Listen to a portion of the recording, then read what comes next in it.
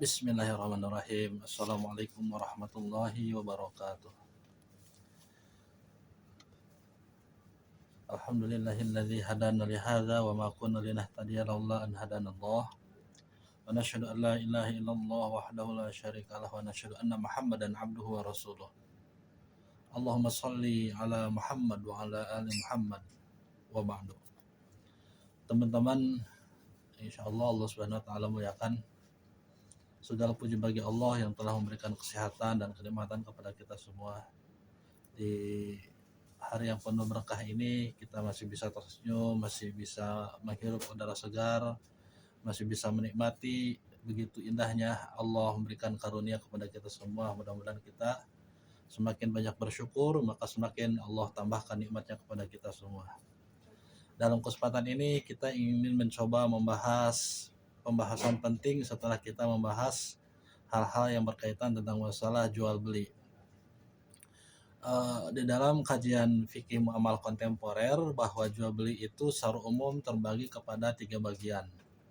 Ada yang disebut dengan jual beli murabahah, ada yang disebut dengan jual beli salam, dan ada juga yang disebut dengan jual beli istisna.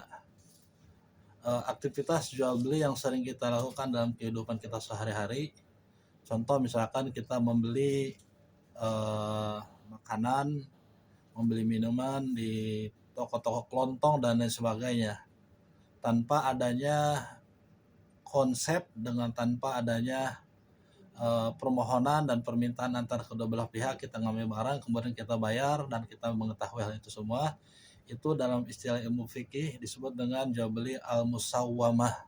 Al-musawwamah, jual beli biasa yang sering dilakukan oleh kita ketika kita membeli sesuatu yang terjadi biasanya itu di masyarakat kita. Itu disebut dengan jual beli al-musawwamah. Adapun jual beli yang 3 ini, murabahah, salam dengan istisna, itu adalah merupakan jual beli yang dalam kajian fikih Islam itu perlu dibahas. Kenapa demikian? Karena jual beli tersebut pernah dicontohkan oleh Rasulullah SAW dalam kajian-kajian kitab sirahnya. Pertama kita membahas tentang konsep jual beli murabahah. Apa itu jual beli murabahah? Murabahah secara bahasa berasal dari kalimat aribah. Aribah itu artinya untung, berkembang atau tumbuh. Ibnu Manzur di dalam kitabnya Lisanul Arab mengatakan bahwa yang disebut dengan al-irbah adalah keuntungan karena salah satu dari 2 orang yang bertransaksi memberikan keuntungan kepada yang lainnya. Itu definisi aribah secara bahasa. Jadi murabahah itu berasal kalimat rabiha yarbahu aribah, kemudian menjadi murabahah. Ya, menurut Ibnu Manzur bahwa kalimat tersebut itu maknanya adalah orang yang melakukan transaksi dengan mendapatkan keuntungan atau laba di dalamnya. Sedangkan murabahah secara istilah itu memiliki makna menurut Wahbah Az-Zuhaili. Beliau mengatakan bahwa yang disebut dengan murabahah adalah bai'un bimisli saman al-awwal ma'ziyadati ribah maklum, yaitu jual beli dengan harga awal disertai dengan tambahan keuntungan.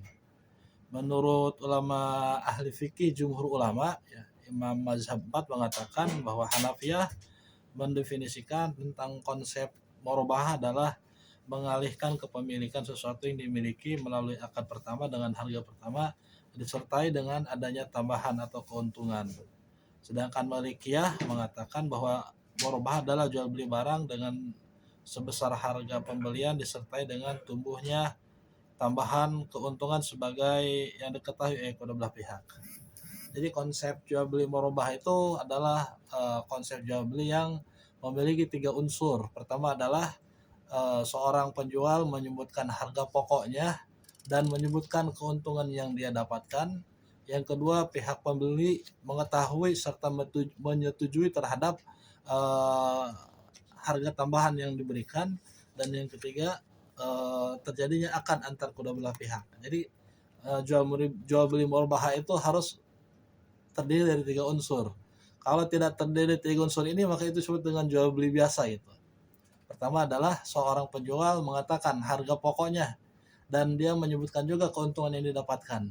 Yang kedua, pihak pembeli menyetujui atas kesepakatan dari harga yang telah ditambahkan tersebut. Ya, yang ketiga terjadinya akad. Contoh misalkan ya, saya menjual buku ini harganya 85.000.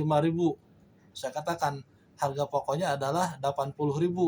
Saya mendapatkan keuntungan dari penjualan tersebut 10.000, maka saya jual 90.000. Ya. Harga pokoknya 80.000, saya jual 90.000. Saya katakan saya untung 10.000 dalam menjual buku ini.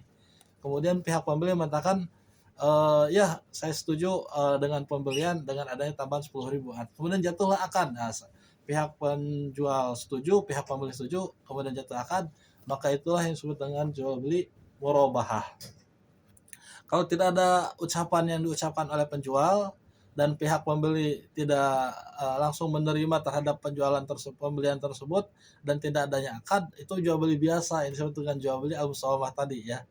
Contoh misalkan ya, contoh kita datang ke toko kelontong, kita datang ke toko-toko retail ya, kita membeli barang, kita ambil, kemudian kita langsung bayar. Nah, tanpa menyebutkan pihak penjual berapa harga yang diuntungkan didapatkan oleh dia, tanpa adanya persetujuan pihak pembeli untuk mendapatkan atau untuk membeli barang tersebut dengan harga tambahan tadi, dengan tanpa adanya akad. Langsung kita ngambil, langsung kita bayar. Nah, itu tidak masuk ke dalam kategori murabahah. Itu masuk ke dalam kategori jual beli biasa atau al-bai' musawamah. Kalau murabahah itu tadi harus terdiri dari 3 unsur ya. Pertama, pihak penjual mengatakan harga pokok dan menyebutkan keuntungan yang didapatkan. Yang kedua, pihak pembeli menyetujui terhadap tambahan pokok tersebut, dan yang ketiga adanya akad. Gitu ya. Itu unsur yang ada di dalam jual beli murabahah. Dasar hukum murabahah adalah firman Allah Subhanahu wa taala, Quran surat Al-Baqarah ayat 275, wa halallahu al-bai'a wa harrama riba. Allah telah menghalalkan jual beli dan mengharamkan riba. Di dalam ayat lainnya Allah berfirman, ya ayyuhalladzina amanu la taqulu amwalakum bainakum bil batil illa an takuna tijaratan an taradin minkum. Wahai orang beriman, janganlah kalian memakan harta kalian dengan cara batil ya, kecuali adanya unsur saling meridhoi. Maka unsur akad ini yang paling pokok yang menentukan terhadap sah atau tidaknya jual beli murabahah, dilanjutkan atau tidak dilanjutkannya jual beli murabahah.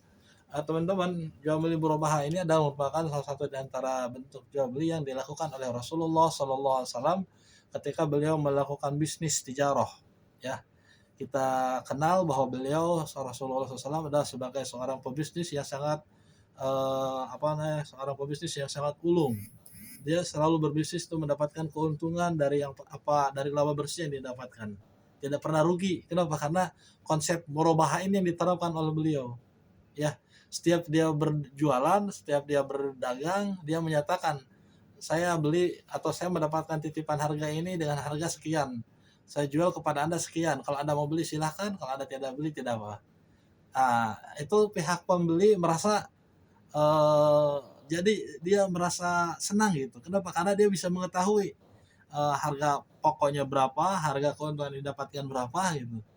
Makanya setiap bisnis Rasulullah SAW dalam melakukan bisnisnya itu tidak pernah rugi, selalu mendapatkan keuntungan besar gitu. Kenapa demikian? Karena ini konsep murabahah yang diterapkan oleh beliau Shallallahu Alaihi Wasallam. Selama beliau berbisnis, yaitu kurang lebih 25 tahun bisnisnya ya. Dari usia 12 tahun sampai usia 38 tahun beliau melakukan tijarah ya. Quran surat Quraisy kita hafal semua ayatnya ya. Ila fi Quraisy ila fihim rihlatas syita'i was-shayf. Kebiasaan orang-orang Quraisy adalah mereka terbiasa rihlah, melakukan perjalanan. Tujuan perjalanan itu bukan perjalanan biasa seperti kita healing ya, jalan-jalan ke Turki, jalan-jalan ke Malaysia, enggak. Kebiasaan mereka melakukan perjalanan itu adalah untuk melakukan tijarah, melakukan bisnis. Kemana itu? Asyita was-shayf, pada musim dingin dan pada musim panas. Pada musim dingin mereka melakukan perjalanan ke Syam, pada musim panas mereka melakukan perjalanan ke Yaman ya. Ketika itu Syam adalah merupakan negara jajahan Romawi, adapun Yaman adalah negara jajahan Persia. Maka dua mata uang ketika pada Rasulullah, dua mata uang tetap yang memiliki nilai yaitu uang dinar dan dirham. Teman-teman, kalau ingin lebih memperdalam kajian sirah nabawiyah yang berkaitan dengan bisnis Rasul, silakan dibaca bukunya tentang sejarah peradaban Islam yang ditulis oleh saya sendiri ya. Saya sudah menulis buku tentang sejarah peradaban Islam. Di situ menyinggung sedikit tentang masalah jual beli Rasulullah SAW. Rukun dan syarat murabahah ya, ada beberapa syarat yang harus dipenuhi ketika seseorang melakukan akad murabahah. Pertama adalah akidain, ada pihak penjual, ada pihak pembeli. Yang kedua ada mauqud alaih, ada benda atau objek yang diperjualbelikan. Dan yang ketiga adalah adanya sigot ijab qabul. Nah, ini merupakan persyaratan penting dalam seseorang ketika melakukan akad murabahah. Kapan berakhirnya akad murabahah? Akad murabahah berakhir ketika apabila akad itu mempunyai tenggang waktu sesuai dengan kesepakatan kedua belah pihak. Artinya ketika seorang tidak melanjutkan akad jual belinya maka selesailah murabahah ini. Yang kedua dibatalkan oleh pihak-pihak yang berakad ya. Dan yang ketiga apabila akad yang bersifat mengikat, suatu akad dapat dianggap berakhir jika jual beli itu ada unsur fasadnya, ada unsur kerusakan atau syarat dan rukunnya itu tidak terpenuhi. Satu rukun dan syaratnya tidak terpenuhi ya, maka tidak boleh yang tadi persyaratan di dalam akad murabahah. Kemudian berlakunya khiyar syarat, khiyar aib ataupun khiyar ru'yah. Dan yang terakhir salah satu pihak berakad meninggal dunia, maka akad murabahah ini tidak berlaku lagi. Dalam kajian fikih muamalah, akad murabahah ini banyak digunakan di dunia perbankan syariah ya. Murabahah menjadi akad yang paling banyak dilaksanakan di perbankan syariah karena dalam pelaksanaannya lebih mudah, mencakup banyak objek transaksi dilakukan di dalamnya. Maka akad murabahah ini merupakan akad yang menguntungkan antar kedua belah pihak. Ya, menguntungkan antar kedua belah pihak. Oleh karenanya akad produk murabahah ini banyak digunakan oleh lembaga keuangan syariah khususnya di perbankan syariah. Kenapa? Karena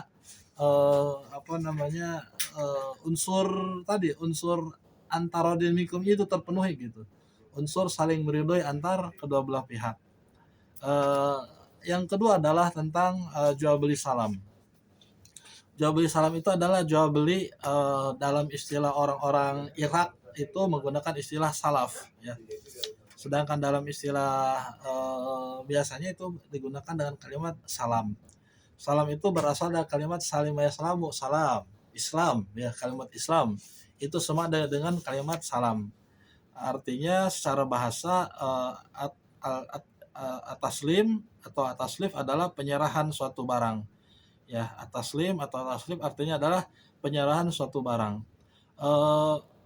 Istilah salam sering disebut dengan taslif secara literal yang berarti pembayaran di muka.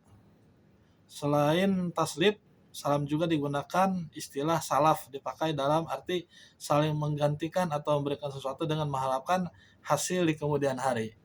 Dikatakan salam karena ia sebelum menerima dagangannya terlebih dahulu memberikan uangnya. Bahasa kita itu jual beli salam itu adalah jual beli titipan dengan uang dibayar di muka gitu. Uang dibayar di muka. Ulama Syafi'iyah dan Hanabilah menjelaskan salam adalah akad atas barang pesanan dengan spesifikasi tertentu yang ditangguhkan penyerahannya pada waktu tertentu, di mana pembayaran dilakukan secara tunai di majelis akad. Jadi bayar dulu baru barangnya datang di kemudian hari gitu. Kalau murabahah tidak ya. Kalau murabahah tadi adanya unsur-unsur yang tiga itu. Kalau salam jual beli pesanan dengan membayar di muka barangnya atau pesanannya datang di kemudian hari. Mazhab Syafi'iyah tidak mensyaratkan penyerahan dalam sesuatu yang diperjualbelikan di saat itu atau di kemudian hari. Yang terpenting menurut mereka penyerahan uang bayarnya dilakukan saat akad ya. Menurut Al-Jaziri di dalam kitabnya, beliau mengemukakan bahwa jual beli dengan sistem salam adalah jual beli sesuatu dengan karakter tertentu yang akan diserahkan pada waktu tertentu. Itu menurut pendapat Al-Jaziri di sebuah kitabnya ketika beliau membahas tentang masalah konsep jual beli salam. Dasar hukumnya adalah firman Allah Subhanahu wa taala Quran surat Al-Baqarah ayat 282 ya ayyuhalladzina amanu idza tadayantum bidainin ila ajalin musamma faktubuh. Wahai orang beriman, jika kalian melakukan akad muamalah syarat tidak tunai, faktubuh kata Allah Subhanahu wa taala, maka harus tertulis ya, tidak boleh asal ada pembayaran ya tanpa tertulis dan sebagainya kemudian kita melakukan kesepakatan di dalam jual beli tersebut. Ada beberapa rukun dan syarat yang harus dipenuhi dalam jual beli salam. Salah satu di antaranya adalah seperti apa yang terjadi di dalam akad jual beli secara umum. Nah, adapun salam itu kedua belah pihak yang berakad muslim dan ada juga muslam alaih. Muslim itu artinya pihak yang memesan, muslam alaih adalah pihak yang menjual barang.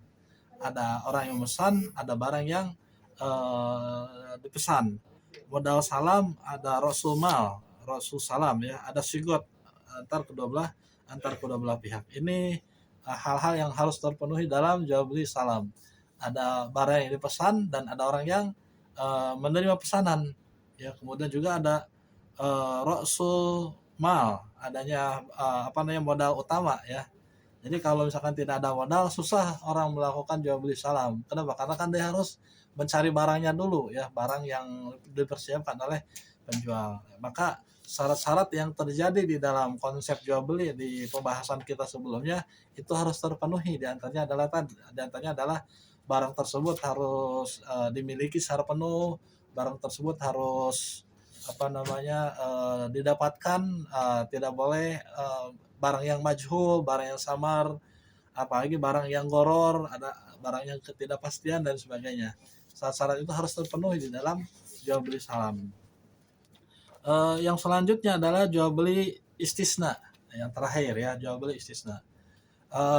Kalau jual beli salam, ketika seorang memesan suatu barang itu harus ada ya, walaupun pembayarannya di muka.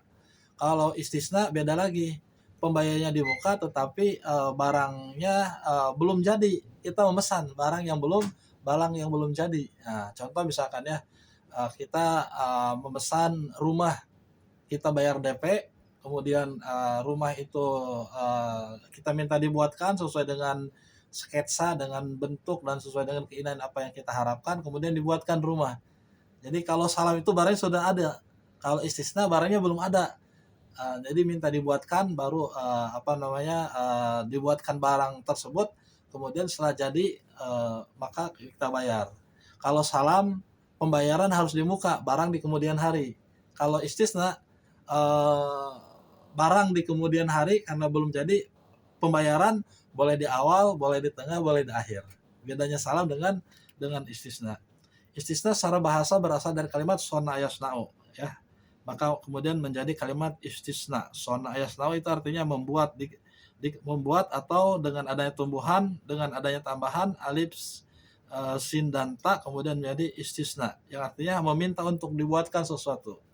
Asalnya sona yasna'u artinya membuat, ketika istisna meminta untuk dibuatkan sesuatu. Transaksi jual beli istisna ini merupakan kontrak penjualan antara mustasni, seorang pembeli, dengan seorang soni, pembuat barang.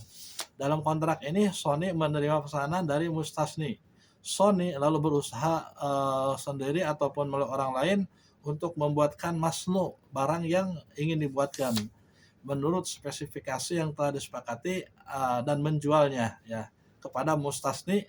Kedua belah pihak bersepakat atas harga dan sistem pembayaran. Nah, itu definisi istisna yang berbeda dengan salam ya. Kalau salam tadi ya saya jelaskan kembali, kalau salam barangnya sudah ada walaupun dijual di kemudian hari, artinya pesanan dan harus dibayar di muka. Kalau istisna tidak begitu, barangnya belum ada, kita meminta untuk dipesankan. Yang kedua, istisna itu akadnya antara seorang pemesan dengan barang yang dipesankan, ada kedua belah pihak. Kalau istisna terdiri dari tiga belah pihak, seorang soni, seorang mustasni dengan pihak ketiga yang bisa kita pesankan gitu. Artinya pihak ketiga itu orang yang biasa membuatkan barang tersebut, dipesankan oleh pihak kedua yang untuk supaya dibuatkan barang tersebut gitu. Jadi istisna itu, jual beli istisna itu bisa terdiri dari tiga unsur. Teman-teman, jual beli istisna ini akad yang terjadi pada masa Rasulullah SAW, diriwayatkan dari sahabat Anas bin Malik. pada suatu hari Nabi SAW hendak menuliskan surat kepada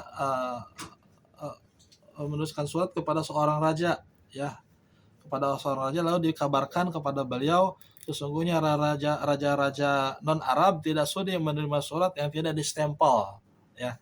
Maka beliau pun memesan agar ia dibuatkan cincin stempel dari bahan perak.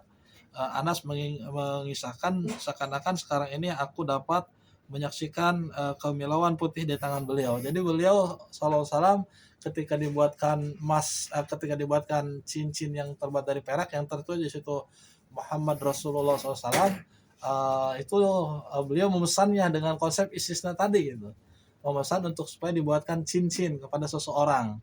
Nah, kemudian dibuatkan cincin tersebut, ketika jadi maka diserahkan kepada Rasulullah Shallallahu Alaihi Wasallam. Rukun di dalam akad istisna itu pertama akidain transaktor, orang yang melakukan akad kedua belah pihak, ya, yaitu pihak pemesan yang disilakan dengan mustasni, ya, pihak yang memesan atau orang meminta dibuatkan sebagai pihak pertama.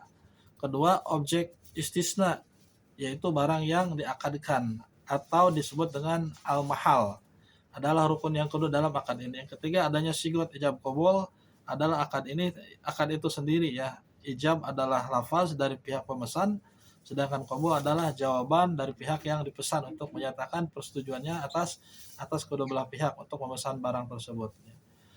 Saat istisna menurut kaidah kompilasi hukum ekonomi syariah pasal 104 sampai dengan pasal 108 dijelaskan di situ, bai istisna mengikat setelah masing-masing pihak sepakat atas barang yang dipesan. Bai istisna dapat dilakukan pada barang yang bisa dipesan. Dalam bai istisna, identifikasi dan deskripsi barang yang dijual harus sesuai dengan permintaan pemesan.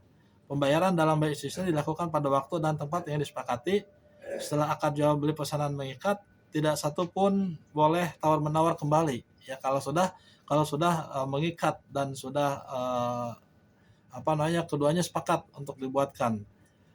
Jika objek dari barang pesanan tidak sesuai dengan spesifikasi, maka pemesanan dapat menggunakan hak khiyar atau pilihan untuk melanjutkan atau membatalkan pesanan. Kapan berakhirnya akad istisna ini? Pertama, dipenuhinya kewajiban secara normal oleh kedua belah pihak. Maknanya istisna telah selesai, maka ya selesailah akad istisna ini. Persetujuan bersama kedua belah pihak untuk menghentikan kontrak. Masing-masing pihak bersepakat untuk membatalkan akad tersebut. Dan yang terakhir, pembatalan rukun hukum kontrak jika muncul sebab yang tidak diinginkan antar kedua belah pihak.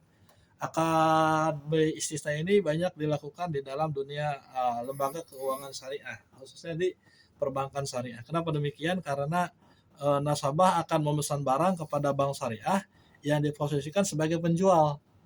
Jadi kita datang ke perbankan syariah memesan rumah, ya, biasanya jual beli pesanan untuk rumah biasa gitu, ya. Minta untuk dibuatkan rumah. Di situ posisi perbankan adalah sebagai penjual. Dalam hal ini nasabah memesan barang sesuai dengan spesifikasi kepada bank. Ketika sepakat, bank memesan barang tersebut kepada produsen pembuat, pihak ketiga.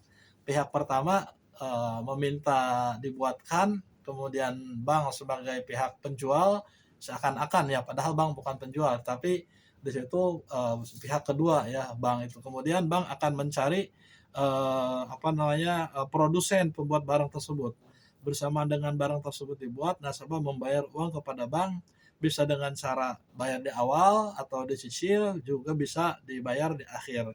Ketika barang tersebut jadi, maka barang dikirimkan langsung kepada nasabah atau pemesan.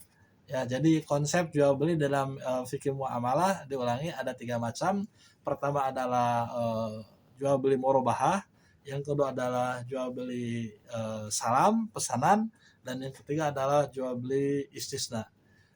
Ini adalah merupakan jual beli yang dilakukan oleh Rasulullah SAW ketika beliau mencontohkan bagaimana konsep 3 jual beli tersebut, ya. Dan itu menjadi sebuah aktivitas yang biasa kita lakukan, dan ternyata jual beli yang konsep 3 jual beli ini lebih menguntungkan dan eee, konsep antarodin itu saling meridoi antara kedua belah pihak itu lebih nampak dibandingkan misalkan jual beli yang, sembunyi-sembunyi, jual beli adanya ketidakpastian dan sebagainya. Itu ada nanti pembahasan di kemudian hari tentang jual beli yang terlarang. Mudah-mudahan ada manfaatnya. Jika ada sesuatu yang ingin kita diskusikan, maka kita diskusikan bersama dan saya cukup sekian. Assalamualaikum warahmatullahi wabarakatuh.